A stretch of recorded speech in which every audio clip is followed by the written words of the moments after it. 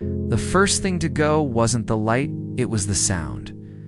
1 second, the continuous miner was roaring like a prehistoric beast, chewing through the mountain's ribs, drowning out every thought in Caleb's head. The next, nothing. Salute, suffocating silence. Caleb Vance tasted copper and crushed limestone. He didn't check his own pulse. He checked his air scrubber. The light was blinking red. He looked over at the rookie Jullian, whose eyes were wide enough to swallow the dark. "Don't breathe deep, son," Caleb whispered, though he knew the mountain was already holding its breath for them both. The shift was supposed to end an hour ago. Now it might never end at all. The alarm clock on the bedside table didn't buzz. It clicked. Sharp mechanical sound at 3:30 in the morning that signaled the start of another day in McDowell County, West Virginia. Caleb Vance didn't groan, didn't roll over.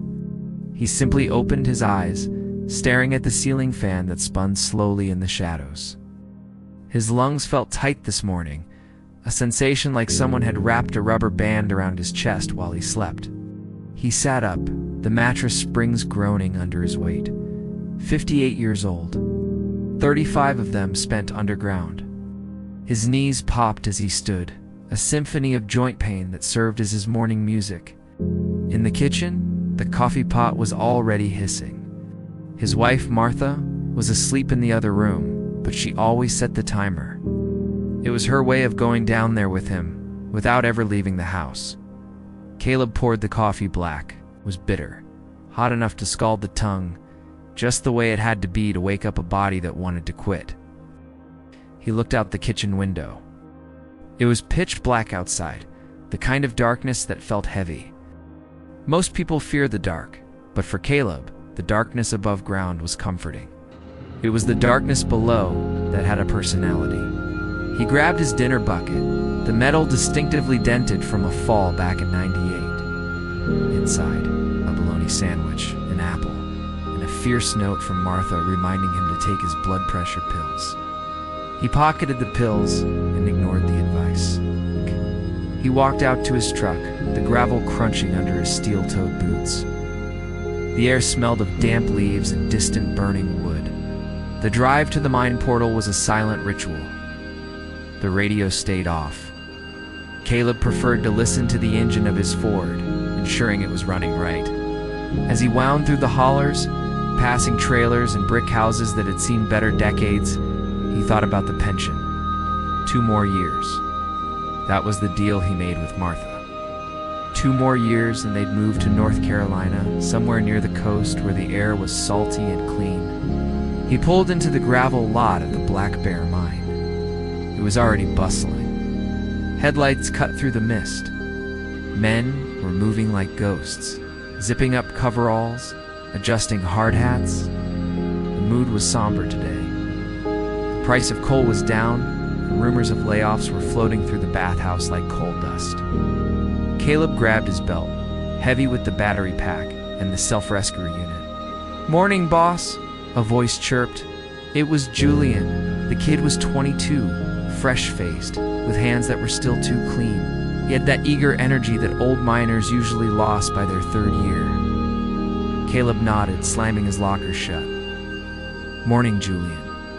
You check your methane detector?" Jullian tapped the device on his chest. "Calibrated and green, Caleb." "Good," Caleb grunted. "Keep your eyes on the roof today. We're moving into Section 9. The geology report says the rock up there is soft. Soft rock kills quick." They walked to the elevator, the cage that would drop them 600 feet into the earth.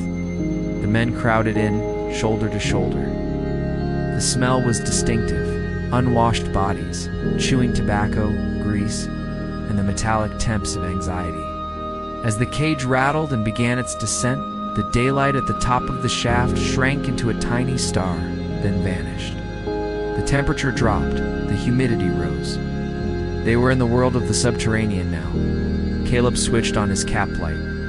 The beam cut through the gloom, catching the dust particles dancing in the air. "All right, boys," Caleb announced, his voice dropping an octave. "Let's get the coal and get home." They rode the man trip, a low-slung rail car, 3 miles back into the darkness. The tunnel walls, known as ribs, were coated in white rock dust to suppress explosions.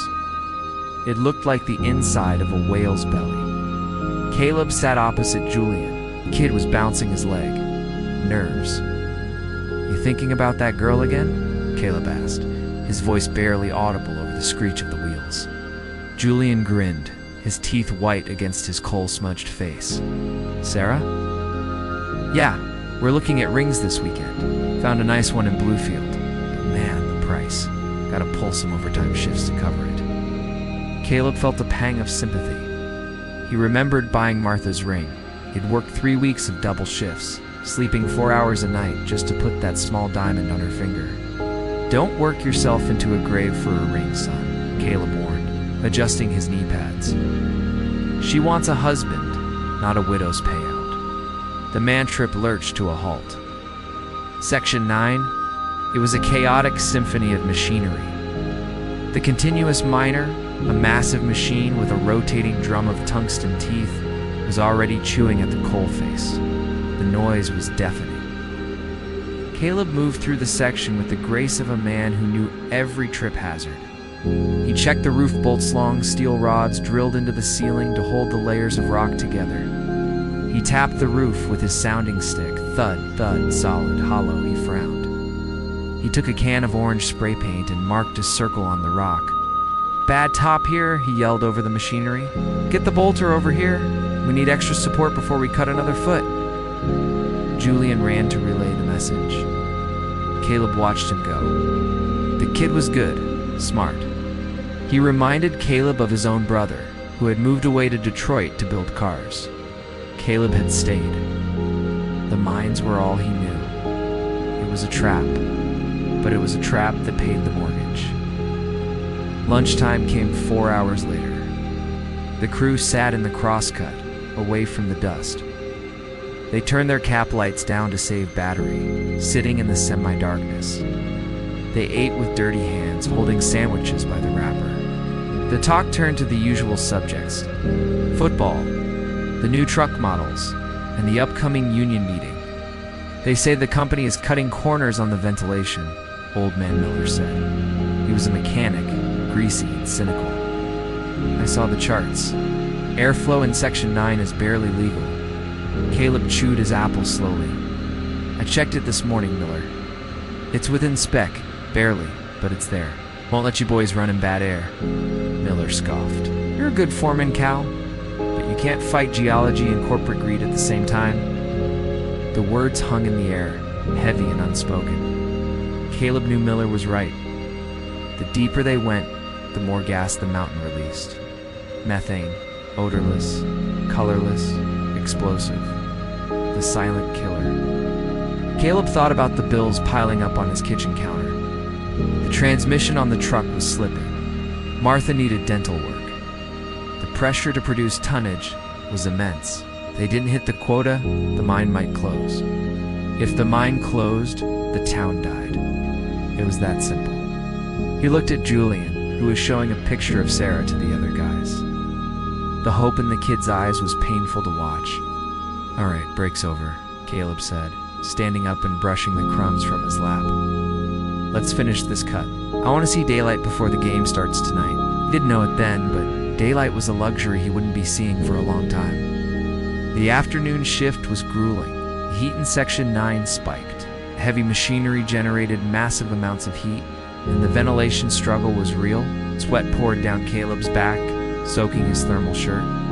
The dust was thick, clogging the nose and throat despite the masks. Caleb was operating the remote for the continuous miner, standing back 20 feet from the face. Jullian was on the shuttle car, driving the buggies full of coal to the beltline. The rhythm was hypnotic. Cut, load, drive. Cut, load, drive. Caleb watched the roof. He didn't like the way the layers were flaking. Saw a kettle bottom, a fossilized tree stump embedded in the ceiling. They were notorious for dropping without warning, like a piston falling from the sky. "Watch that rib, Jullian." Caleb signaled with his light. Jullian nodded, steering the buggy wide, and then it happened. Not a noise, but a pressure. It's a change in the atmosphere. Caleb's ears popped. The air suddenly felt charged with static. His methane monitor, clipped to his chest, began to scream. Beep, beep, beep. High concentration. Shut it down, Caleb roared, hitting the kill switch on the miner. The machine died instantly. Powered down. Everybody back to the intake. Now. But before the words fully left his mouth, the mountain exhaled. A pocket of methane, trapped under pressure for millions of years, found a spark. It wasn't a Hollywood fireball. It was a concussive blast, a shockwave that lifted Caleb off his feet and threw him backward into the darkness. He hit the rib hard. The wind knocked out of him. The world spun. Dust instantly filled the air, blinding and thick as soup. Then came the sound. A low, terrifying groan from the earth itself. The roof supports snapped like toothpicks. Crack, crack, boom. Tons of rock, shale, and sandstone came crashing down, sealing the tunnel. Caleb curled into a ball, covering his head, praying to a god he hadn't spoken to in years.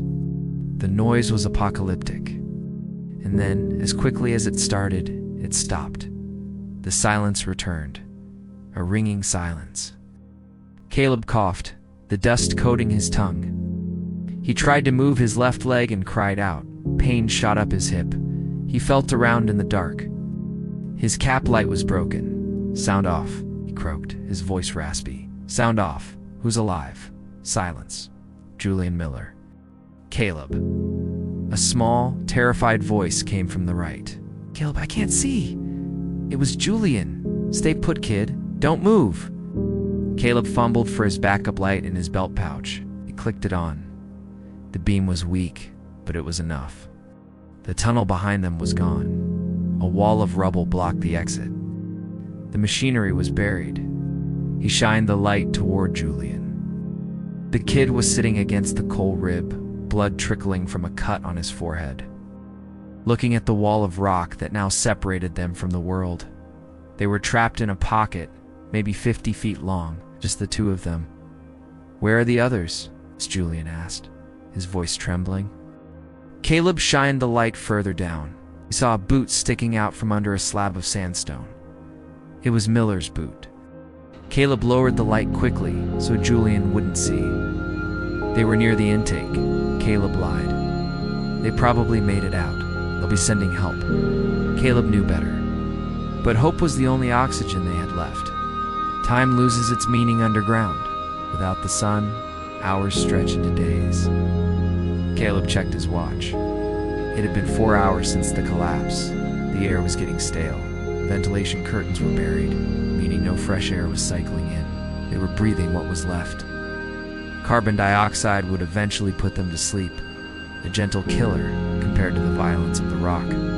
Caleb dragged himself over to Jullian. His leg was badly bruised, maybe a hairline fracture, but he could crawl. Listen to me, Caleb said, gripping Jullian's shoulder. We have to conserve our cap lights. Turn yours off. We sit in the dark. We talk. But we don't use the light unless we hear the drill. I can't do the dark, Caleb, Jullian whispered, hyperventilating. I see things in the dark. You will see nothing but the inside of your eyelids, Caleb commanded, stern but kind. Panic burns oxygen. Calm keeps us alive. Tell me about Sarah. Tell me about the wedding. So they sat in the pitch black. Jullian talked about the color of the bridesmaids' dresses lavender. Talked about the cake. He talked until his voice went hoarse. Caleb listened, interjecting occasionally to keep the kid focused. But Caleb's mind was drifting. He was thinking about Martha. She would be at the mine gate by now. He knew the protocol. The siren would have sounded. The town would be gathering. He hallucinated briefly. He smelled pot roast. He saw the kitchen light. He shook his head violently to clear it. Stay here, stay present. Caleb, Jullian asked after a long silence. Are we gonna die down here? Caleb hesitated. He was a foreman. His job was to have the answers. Not today, son. I promised Martha I'd fix the porch this weekend. She'll kill me if I don't show up. 16 hours in, the thirst was becoming agony. They had finished their water bottles hours ago. The dust in the air made their throats feel like sandpaper. Caleb felt the drowsiness setting in. The bad air. Jullian Caleb slapped the kid's leg. "Wake up, don't sleep. So tired, Cal," Jullian mumbled. "Grab a wrench," Caleb ordered. "Bang on the roof bolts. 3 times. 3 times. The sound carried through the rock strata better than a voice. Clang, clang, clang. The noise was sharp and irritating, but it was a lifeline. Caleb took turns with Jullian, banging on the steel bolt until their arms felt like lead. 24 hours. They were huddled together for warmth. The mine was naturally 55 degrees, but with the shock and lack of food, hypothermia was creeping in. Caleb told stories of the old days, of the strike in '89, of the time he saved a dog from an intake shaft. He spoke to keep Jullian's mind off the crushing weight of the mountain above them. "I'm scared, Caleb." Jullian wept softly. "I'm not ready." Caleb put his arm around the boy. "Nobody's ever ready, Jullian. The fear is just your body telling you it wants to live. Use it." Caleb felt his own strength fading. His chest hurt. He wondered if this was it. If he would become just another ghost story told by rookies in the bathhouse, the phantom foreman of Section 9. 30 hours, or maybe 40. Caleb couldn't read his watch anymore. His eyes wouldn't focus. He was drifting in and out of consciousness. He was back on his grandfather's porch, shelling peas. Then he was in the mine, then the porch. The line between memory and reality was dissolving. Thump, thump. Caleb's eyes snapped open. It wasn't a heartbeat, it was coming from the rock. A vibration. He shook Jullian. "Did you hear that?" Jullian groaned, barely conscious. "Hear what?" Up, thump, louder this time. "The drill." "They're drilling," Caleb croaked. He fumbled for the wrench. Ink. He hit the roof bolt with everything he had left. Clang, clang, he waited. Thumping stopped. Silence. Then 3 distinct thumps back. They had been heard. Tears streamed down Caleb's face, cutting tracks through the coal dust. "They found us, kid. They found us." It took another 6 hours for the rescue team to bore a hole large enough for a communication line. Okay, a plastic bottle of water was lowered down. It tasted like sweet nectar. A voice came through the speaker. "Caleb, this is Rescue 1. We're coming in through the parallel shaft. Hang tight." When the light finally broke through the rubble wall, it was blinding. Lead beams from the rescue team cut through the tube. Men in clean orange suits scrambled over the rocks. "I got him. 2 survivors." Caleb didn't try to walk. He let them load him onto the stretcher. He watched them lift Jullian. The kid was weak, but he gave a thumbs up. The ride out was a blur. Fresh air hit Caleb like a physical blow when the elevator surfaced. It was nighttime again. The floodlights of the mine yard were dazzling. As they wheeled him toward the ambulance, the crowd roared. It wasn't a cheer for a touchdown. It was a guttural, primal release of grief and joy. Caleb saw her, Martha. She broke through the police line, her face swollen from crying. She grabbed his hand, pressing it against her cheek. She didn't say a word. She just held on, anchoring him back to the earth. Caleb looked up at the night sky. The stars were there. He had never thought he'd see them again. 3 months later, Caleb sat on his front porch. The leg was healing, but he walked with a cane now. The company had offered him a desk job, safety coordinator. He took it. He wasn't going back underground. Not to cut coal. A truck pulled into the driveway. It was Jullian. He looked different, older. The baby face was gone, replaced by a hardness around the eyes. He walked up the steps and shook Caleb's hand. "How's the leg, boss?" "It works," Caleb smiled. "How's the wife?" "Sarah's good. She worries, though." Jullian leaned against the railing, looking out at the mountains. "I'm going back in tomorrow, Caleb. Crew needs a foreman. They offered it to me." Caleb looked at the young man who wanted to tell him to run, to go to college, to move away. But he knew the pull of the mines. It was in the blood. It was the only way to stay in the hills they loved. "You be careful, Jullian," Caleb said softly. "Check the roof. watch the ribs, and always listen to the quiet. Jullian nodded. I learned from the best. As Jullian drove away, Caleb watched the dust settle on the road. The coal trains rumbled in the distance, a never-ending rhythm. The mountain had spared them, but it would always be waiting. Caleb took a sip of his coffee, grateful for the bitterness, grateful for the air, grateful for the light.